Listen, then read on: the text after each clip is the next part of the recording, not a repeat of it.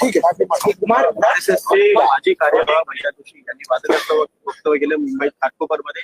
मुंबईमध्ये मराठी भाषा अनिवार्य नाही, म्हणजे बोलली नाही तरी चालेल, गुजराती भाषेला त्यांनी प्राधान्य दिलेलं आहे. काल सुरेश उर्फ भैयाजी जोशी यांनी जे वक्तव्य केलेलं आहे ते वक्तव्य प्रत्येक मराठी माणसाने ऐकून घ्यावं. कारण एकंदर आपण भाजपची गेल्या काही वर्षांमध्ये भूमिका पाहिली तर महाराष्ट्राचा अपमान, महाराष्ट्राच्या महापुरुषांचा अपमान, मराठी भाषेचा अपमान हे सातत्याने करत आलेले आहे. आत्ताच मी ऐकत होतो खूप निवडणुकीच्या आधी वगैरे आणि लगेच नंतर अभिजात भाषेचा दर्जा आम्ही दिला असं फडणवीस साहेब आम्हाला सांगत होते. सगळीकडे त्यांनी सेलिब्रिटीना वगैरे ट्विट करायला लावलं. पण खरी परिस्थिती ही आहे आणि जे मी त्या दिवशी पण बोललो होतो की आपल्या राज्यामध्ये मराठी भाषा भवन जे मरीन ड्राईव्हला आपण करत होतो, आमच्या सरकारने करत होते, आम्ही महाविकास आघाडी म्हणून करत होतो, त्यांना ह्या सरकारने स्थगिती दिलेली आहे. मराठी नाट्यकला जी आहे त्याचं एक दालन म्युझियम आपण गिरगाव चौपाटी ते करत होतो, तिथे त्याला स्थगिती काय रद्द करून टाकलेलं आहे. आणि एकंदर मग कोश्यारी असतील, कोरटकर असतील, सोलापूरकर असतील, आपल्या महापुरुषांचा अपमान म्हणजे छत्रपती शिवरायांचा अपमान, महात्मा ज्योतिबा फुलेंचा अपमान, सावित्रीबाईंचा अपमान, हे सगळं आपण किती पाहायचं, किती सोसायचं हा आता विचार करण्याची वेळ आलेली. एकंदर आता तुम्हाला कळलं असेल कालचं त्यांचं जे वक्तव्य होतं की घाटकोपरची भाषा ही गुजराती आहे. आज तुम्हाला कळलं असेल की बुलेट ट्रेन ही नेमकी ते का करतात आणि कोणासाठी करतात. आज ठामपणे ही वेळ आलेली, जसं तामिळनाड सांगतं, केरळ सांगतं, आंध्र प्रदेश सांगतं की त्यांची भाषा जी आहे अभिमानाने सांगतात. होय, आमच्याकडे लाखो लोक देशभरातून येतात, स्वप्न घेऊन येतात, नोकऱ्यांची स्वप्न असतात, कामं घेऊन येतात, मोठे झाले तिथे लोक, काही आपत्ती नाही. पण या मुंबईची भाषा असेल, या महाराष्ट्राची भाषा असेल, ही मराठीच आहे ही सुरेश जोशी यांनी जाणून घ्यावं आणि या वक्तव्यासाठी त्यांनी माफी मागायलाच पाहिजे.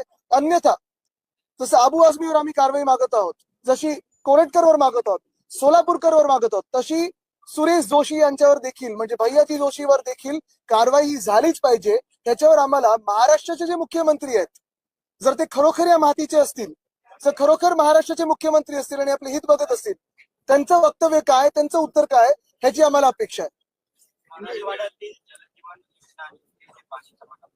मात्र त्या ठिकाणी मोठ्या प्रमाणात घोटाळा झाला आहे, कारण निकृष्ट दर्जाची कामं अद्याप पूर्ण झाली नाहीत. उत्तर देताना उत्तर दिलेली. काल पण मी सांगितलं होतं टपोरी भाषा, मवालीपणा हात दाखवायचा आणि गुलाबराव पाटील हे जसं काल बोलत होते, म्हणजे एक वक्तव्य केलं की ह्यांच्याच बापांनी मला मंत्री बनवलं, आणि ते वक्तव्य म्हणजे त्यांनी मान्य केले की माझ्या वडिलांनी त्यांना मंत्री बनवलं, तरी त्यांचं मन बघा किती काळ आहे, तरी ते पळून गेले होते. का? त्यांचा घोटाळा काय होता जे आम्हाला वर्षा बंगल्यात सांगितलं त्यांनी जगजाहीरपणे सांगावं. पण हेच सगळे पाईपलाईन कुठच्या नळातून काय त्यांच्या घरी येतं गुलाबराव पाटीलनी सांगावं.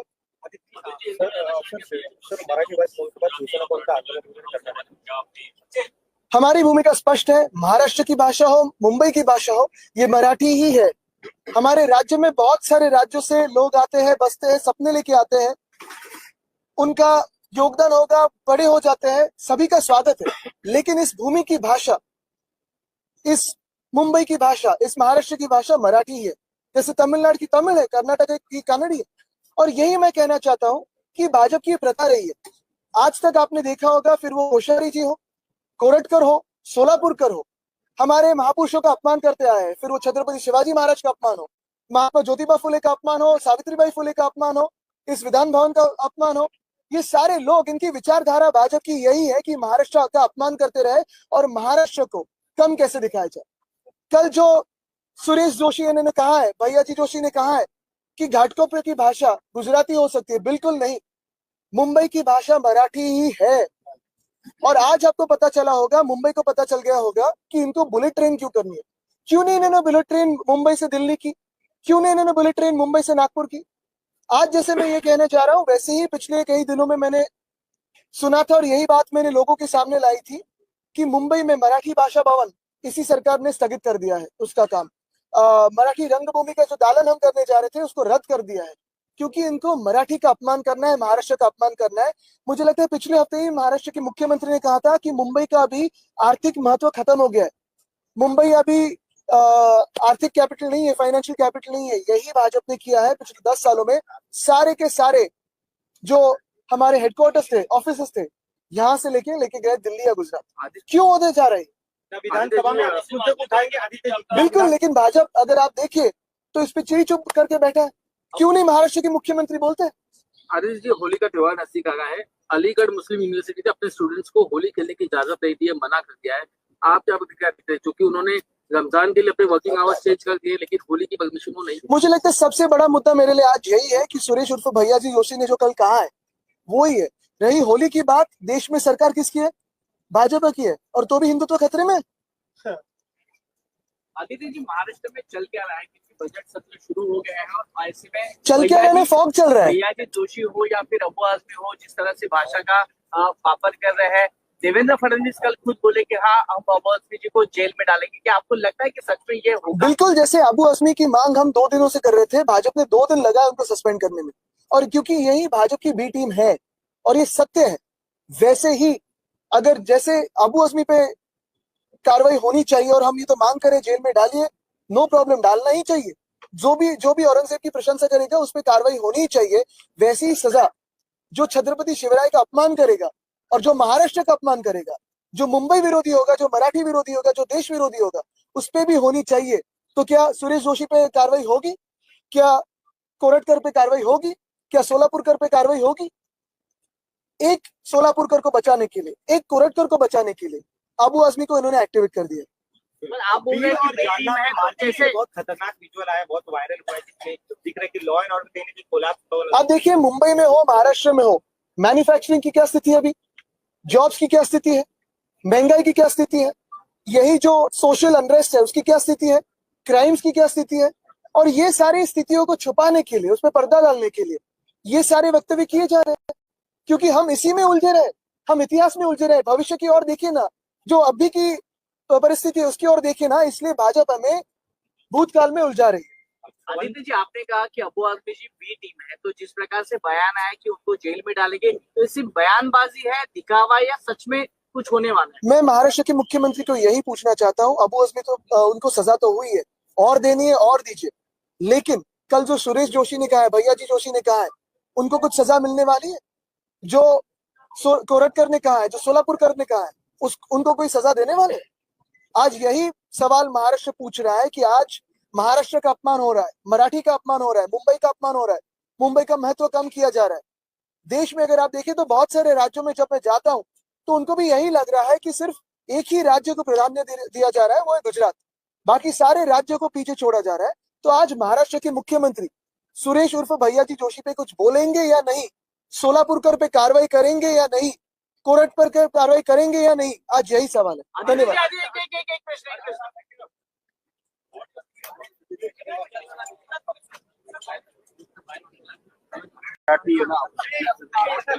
एक मिनिट, थोडं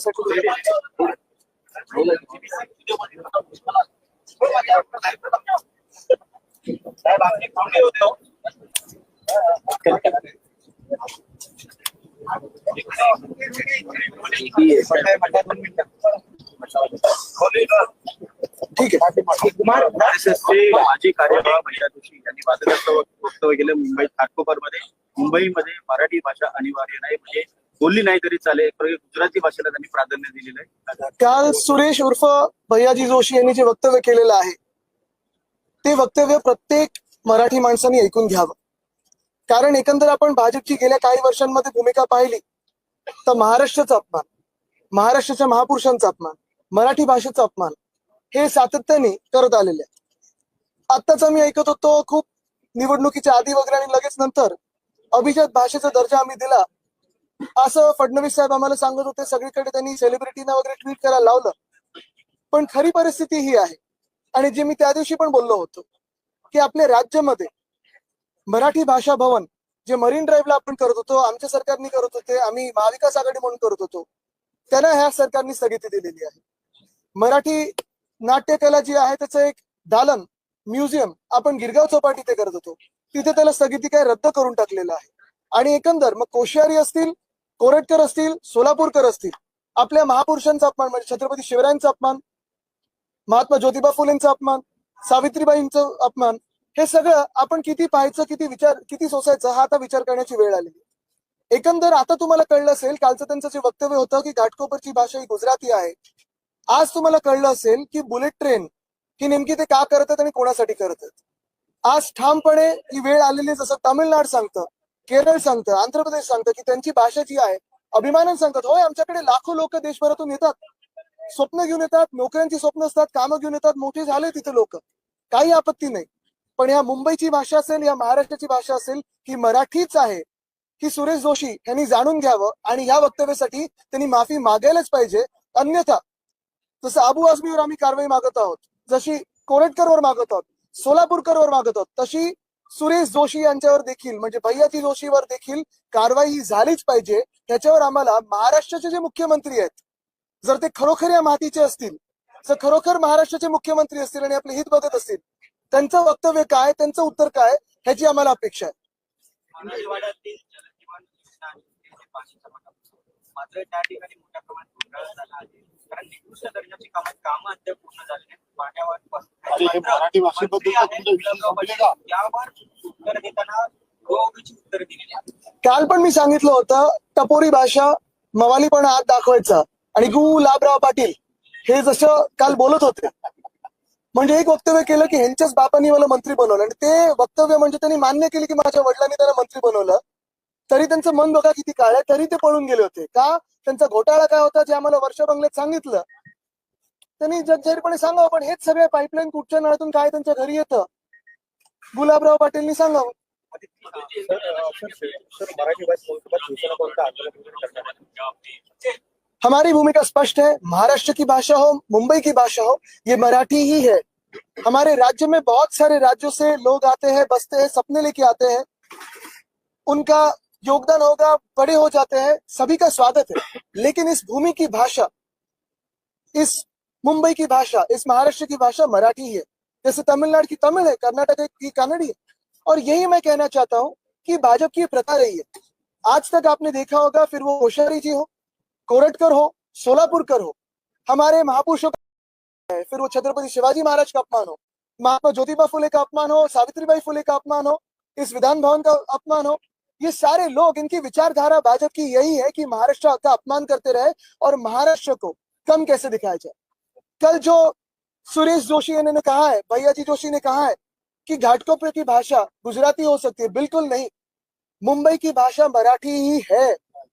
और आज आपको पता चला होगा, मुंबई को पता चल गया होगा कि इनको बुलेट ट्रेन क्यों करनी है. क्यों नहीं इन्होंने बुलेट ट्रेन मुंबई से दिल्ली की, क्यों नहीं इन्होंने बुलेट ट्रेन मुंबई से नागपुर की. आज जैसे मैं ये कहना चाह रहा हूं, वैसे ही पिछले कई दिनों में मैंने सुना था और यही बात मैंने लोगों के सामने लाई थी कि मुंबई में मराठी भाषा भवन इसी सरकार ने स्थगित कर दिया है, उसका काम. मराठी रंगभूमि का जो दालन हम करने जा रहे थे, उसको रद्द कर दिया है, क्योंकि इनको मराठी का अपमान करना है, महाराष्ट्र का अपमान करना है. मुझे लगता है पिछले हफ्ते ही महाराष्ट्र के मुख्यमंत्री ने कहा था कि मुंबई का अभी आर्थिक महत्व खत्म हो गया है, मुंबई अभी आर्थिक कैपिटल नहीं है, फाइनेंशियल कैपिटल नहीं है. यही भाजपा ने किया है पिछले 10 सालों में. सारे के सारे जो हमारे हेडक्वार्टर्स थे, ऑफिस थे, यहाँ से लेके गए दिल्ली या गुजरात. क्यों होते जा रहे हैं? विधानसभा में इस मुद्दे को उठाएंगे आदित्य जी. बिल्कुल, लेकिन भाजपा अगर आप देखिए तो इस पे चिड़ी चुप करके बैठा है. क्यों नहीं महाराष्ट्र के मुख्यमंत्री बोलते? आदित्य जी, होली का त्योहार नजदीक आ गया है. अलीगढ़ मुस्लिम यूनिवर्सिटी ने अपने स्टूडेंट्स को होली खेलने की इजाजत नहीं दी है, मना कर दिया है.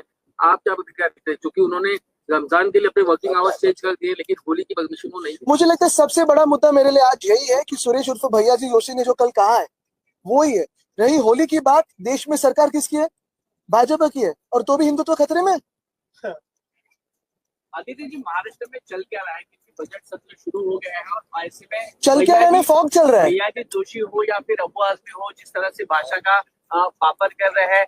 देवेंद्र फडणवीस कल खुद बोले कि हाँ, हम अबू आजमी जी को जेल में डालेंगे. क्या आपको लगता है कि सच में ये होगा? बिल्कुल, जैसे अबू आजमी की मांग हम 2 दिनों से कर रहे थे, भाजपा ने 2 दिन लगा उनको सस्पेंड करने में, और क्योंकि यही भाजपा की बी टीम है और ये सत्य है, वैसे ही अगर जैसे अबू आजमी पे कार्रवाई होनी चाहिए और हम ये तो मांग करें जेल में डालिए, नो प्रॉब्लम, डालना ही चाहिए.